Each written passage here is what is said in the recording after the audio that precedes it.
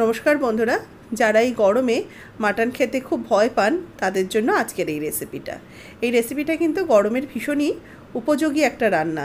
খেতে ভীষণ ভালো হয়, খুব সুস্বাদু হয় গন্ধরাজ মাটন।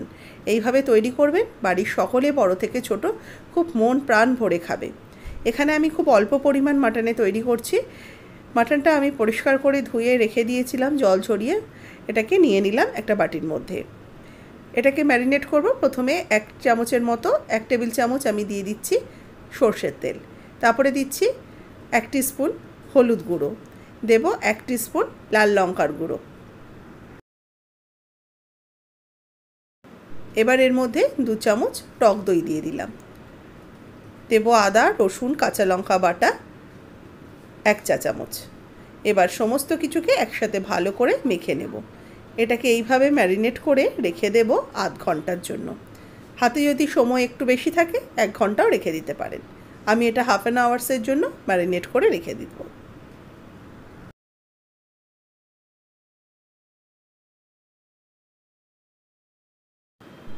এবার আমি কড়াই বসিয়ে কড়াইতে দিয়ে দিচ্ছি সর্ষের তেল। 2 চামচ তেল দিয়ে বড় বড় টুকরো করে কেটে রেখেছি আলুটাকে ভেজে নেওয়ার জন্য দিয়ে দিলাম। আজকে আমি আলু দিচ্ছি, আপনারা চাইলে এরকমভাবে মাংসের ঝোল করলে আলুটা না দিলেও চলে, তবে আমার মনে হয় মাটনের ঝোলে কিন্তু একটু আলু না হলে খেতে কারোরই ভালো লাগবে না। অবশ্যই একটু কমেন্টস করে জানাবেন আপনাদের মাটনের আলুটা কীরকম লাগে, কিন্তু বেশ ভালো লাগে। আলুর মধ্যে একটু সামান্য লবণ আর হলুদ দিয়ে আলুটাকে একটু হালকা করে ভাজবো। এটা কিন্তু একদম লাল লাল করে ভাজার প্রয়োজন নেই, একটু হালকা করে আলুটাকে ভেজে নেব। মিনিট 2-3 একটু ঢাকা দিয়ে রেখেছিলাম যাতে আলুটা সুন্দরভাবে কুক হয়ে যায়। আর আলুটা কিন্তু ভাজার সময় আঁচটাকে কম রেখে ভেজেছি যাতে আলু লাল না হয়ে যায়, আলুটা সুন্দরভাবে একটু হালকা করে ভাজা হয়। আলু ভাজা হয়ে গেছে। এবার এই আলুগুলোকে আমি তেল থেকে ঝরিয়ে উঠিয়ে রেখে দেব।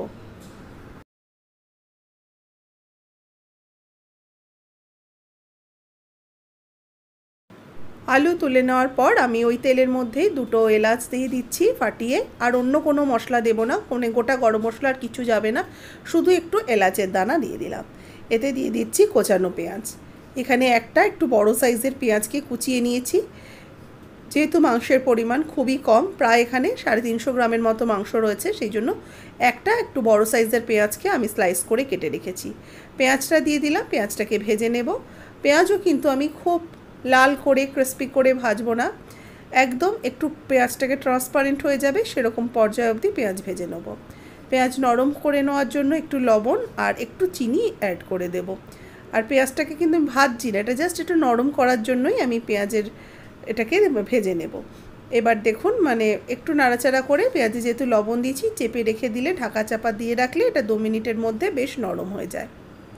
মিনিট 2 পরে ঢাকাটা খুলে নিচ্ছি। পেঁয়াজ দেখুন আস্তে আস্তে অনেকটাই নরম হয়ে গেছে, এর বেশি আর ভাজার প্রয়োজন নেই। এবার আমি এর মধ্যে অ্যাড করে দেব অল্প একটু চিনি। চিনিটা দিলাম তার কারণ হচ্ছে একটু সামান্য রঙটা আসার জন্য।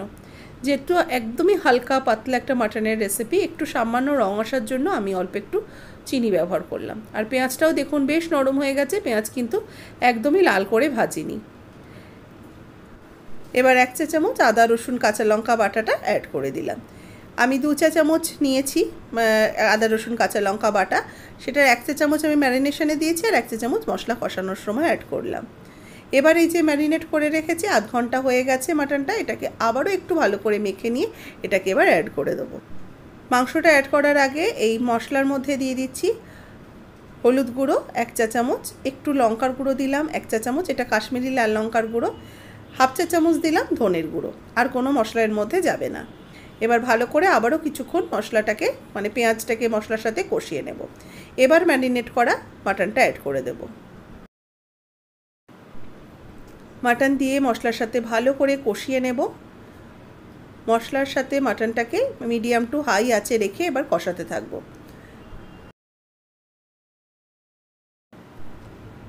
আস্তে আস্তে দেখুন মশলাটা ভালো করে কষানো হয়ে গেছে। এবার আমি দিয়ে দিলাম ভেজে রাখা আলুর টুকরোগুলো। আলুগুলোকে দিয়েও মশলার সাথে আরও একটু মিশিয়ে নিচ্ছি। আরও 2-1 মিনিট ভালো করে একটু কষিয়ে নেব। এবার এর মধ্যে দিয়ে দেবো স্বাদ মতো লবণ। লবণটা দিয়ে ভালো করে আবারও কিছুক্ষণ কষিয়ে নিচ্ছি। এবার এইটাকে আমি ট্রান্সফার করে দেবো প্রেসার কুকারে। মাংসটা কষানো হয়ে গেলে এবার আমি এখান থেকে আলুটাকে তুলে রেখে দেব। যেহেতু আমি এটা চন্দ্রমুখী আলু নিয়েছি সেই জন্য তুলে রেখে দিচ্ছি। কারণ চন্দ্রমুখী আলু যদি আমি মাটনের সাথে প্রেসার কুকারে হুইসেল দিই তাহলে একদম পুরো কাদা কাদা হয়ে যাবে, সেই জন্য এটাকে তুলে রেখে দিলাম। এবার আলুটা তুলে নেওয়ার পর মাংসটাকে এবার প্রেসার কুকারে দিয়ে দিচ্ছি। মাংসটা প্রেসার কুকারে দিয়ে দিয়েছি। এবার এর মধ্যে অ্যাড করে দেবো জল।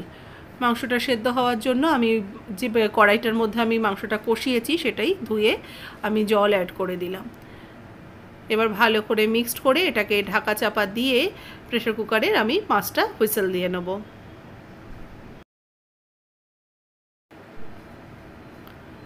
প্রেসার কুকারে সিটি উঠে গেছে। এবার লিডটা আমি খুলে বার করে নিচ্ছি।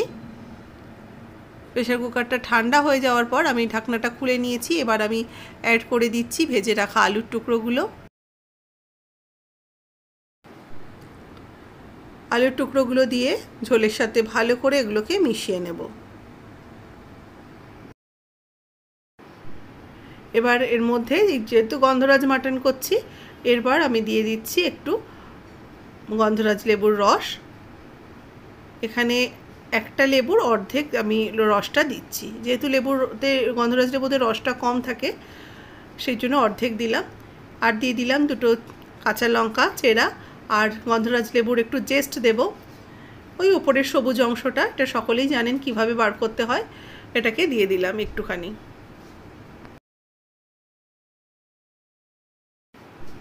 আর একটা লেবু পাতা একটু ছিঁড়ে দিয়ে দিচ্ছি।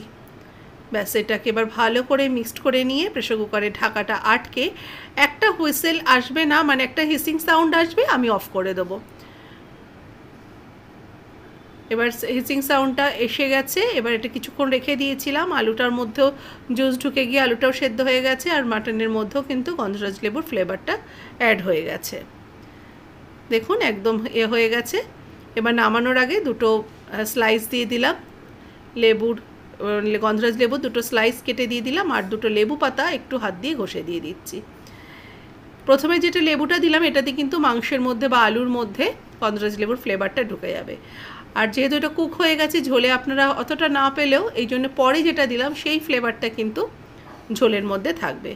এটাকে কিছুক্ষণ রেখে দেওয়ার পর তারপরে এটাকে সার্ভ করে নিচ্ছি। আজকে তৈরি হয়ে গেল গন্ধরাজ লেবু মাটন। অবশ্যই বাড়িতে এই গরমে তৈরি করুন। যারা মাটন খেতে ভালোবাসেন এইভাবে একদিন করে দেখুন, খেতে অসম্ভব ভালো হয়। রেসিপি ভালো লাগলে লাইক শেয়ার করবেন। যারা নতুন দেখছেন আমার চ্যানেলকে অবশ্যই করে সাবস্ক্রাইব করবেন। ইউটিউব থেকে যারা দেখছেন সাবস্ক্রাইব করবেন, আর ফেসবুক পেজের বন্ধুরা অবশ্যই করে পেজটাকে ফলো করতে ভুলবেন না। রেসিপিটাতে একটা লাইক দিয়ে দেবেন।